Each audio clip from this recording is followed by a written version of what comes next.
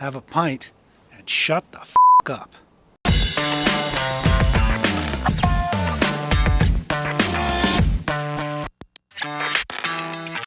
England, a footballing pseudo-powerhouse, are going into the World Cup tournament with a pretty good team and a pretty good manager and a pretty good chance to get fairly far into the tournament. The tournament is 32 teams and they play a maximum of 8 games, so you pretty much got to play. You can maybe lose one early, but that's it. And after that, you have to win every game. Big mistake England makes is they think they got to win the tournament.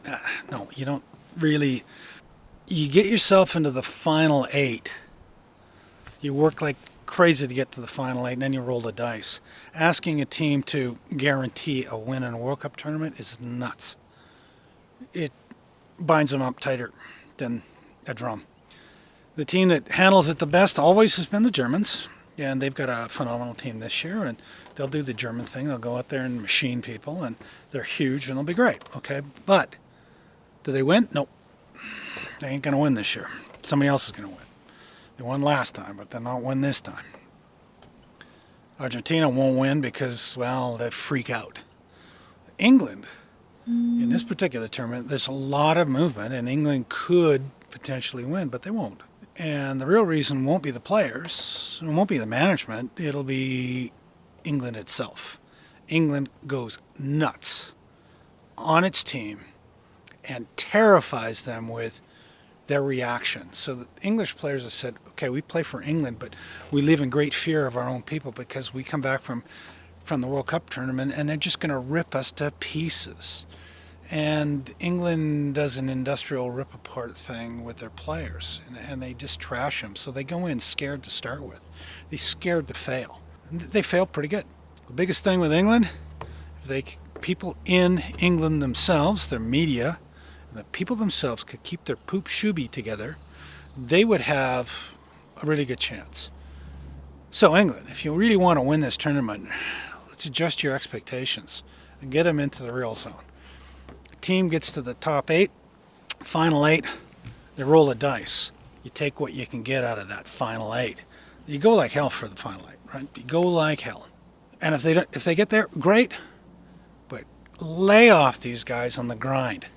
They're terrified of you. You're freaking them out. You're taking your own team out. So, as an English fan, keep your fucking opinions to yourself and let your team play.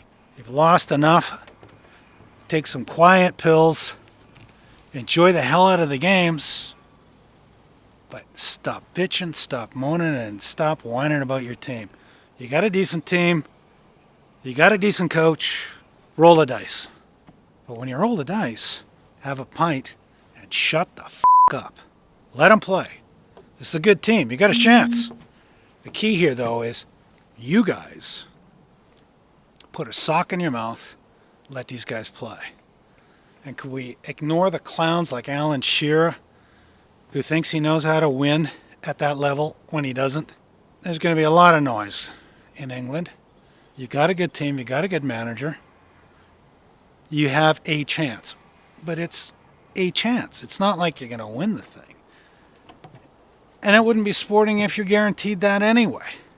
Roll the dice, let it happen. Hopefully you guys get into the final 8 and enjoy the hell out of it.